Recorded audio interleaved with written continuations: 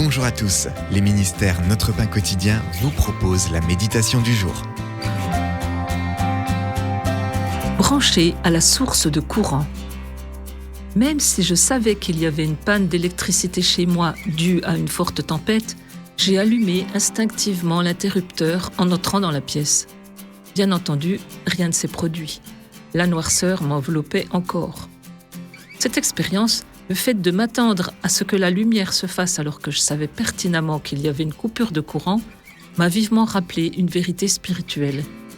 Il nous arrive trop souvent de nous attendre à l'intervention de l'Esprit, même si nous négligeons de compter sur lui.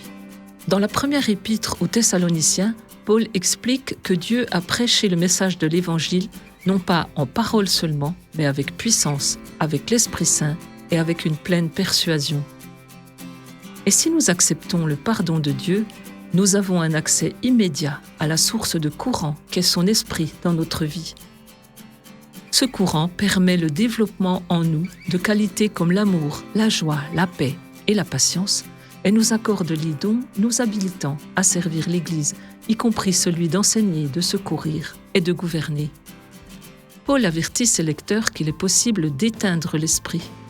Nous pouvons restreindre la puissance de l'esprit en faisant fi de la présence de Dieu et en rejetant sa conviction. Nul besoin néanmoins de vivre déconnecté de lui.